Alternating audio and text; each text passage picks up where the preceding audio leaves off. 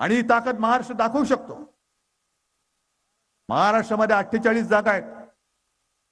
48च्या 48 जर आपल्या महाविकास आघाडीच्या निवडून आल्या तर पहिलं तिथेच त्यांचं सरकार गडगडतंय, तिकडेच गडगडतंय. हे काम एकटा महाराष्ट्र करू शकतो. जर आपण ठरवलं, आजपर्यंत ज्या निवडणुका झाल्या त्याच्यामध्ये तर संपूर्णपणे मला माहिती आहे की या भाकड जनता पक्षाची जागा येत नाही निवडून. पण आता उद्या परवाचा एक टप्पा आहे, परत एक टप्पा आहे, त्याच्यानंतर एक टप्पा आहे. या टप्प्यामध्ये जर तमाम महाराष्ट्राने ठरवलं की या कमळाबाईला एक सुद्धा जागा द्यायची नाही तर मोदींचं सरकार असंच महाराष्ट्रामध्येच गाडून टाकतोय आपण. ही महाराष्ट्राची ताकद आहे. आजपर्यंत आम्ही तुम्हाला भरभरून दिलं. 40, 41, 42 खासदार हे एकट्या महाराष्ट्राने तुम्हाला दिलं, म्हणून मोदीजी तुम्ही त्या खुर्चीपर्यंत पोहोचू शकलात, त्या खुर्चीवरती बसलात. पण एवढं महाराष्ट्राने सगळं भरभरून दिल्यानंतर तुम्ही माझा भरलेला महाराष्ट्र ओरबाडायला लागलात. आम्ही काय मागत होतो तुमच्याकडे? माझ्या महाराष्ट्रामध्ये जे उद्योगधंदे आम्ही आणत होतो, आमच्या महाराष्ट्रामध्ये जे उद्योगधंदे होते हे तुम्ही सगळे ओरबाडून तुमच्या गुजरातमध्ये नेलेत. गुजरात जणू काही संपूर्ण देश म्हणजे आमचा गुजरात. मी गुजरात बद्दल काही द्वेष व्यक्त करतो अशातला भाग नाही. गुजरात सुद्धा माझाच आहे, गुजरात आपलाच आहे. मी सुद्धा मुख्यमंत्री होतोच. आणि तुम्ही सांगा, मी कधी मुख्यमंत्री होतो त्या काळामध्ये जात पात धर्मामध्ये भेदभाव करून दाखवला होता का? केला होता? कधीच केलेला नव्हता. पण तुम्ही ते करतात.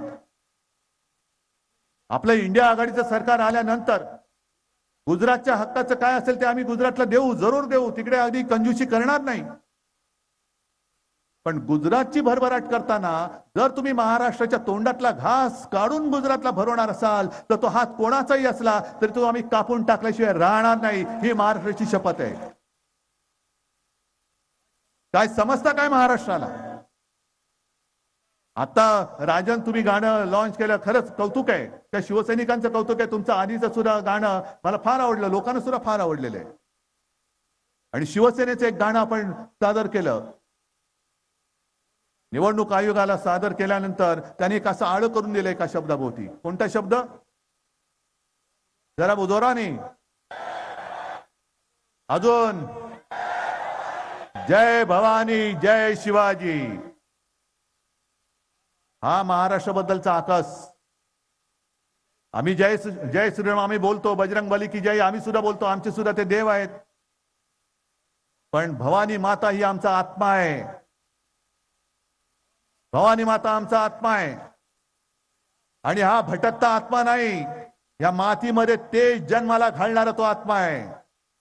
अरे ज्या तेजाने जो औरंगजेब इकडे आला होता स्वराज्य काबीज करायला, त्याला वाटलं होतं छत्रपती शिवाजी महाराज नाही आहेत.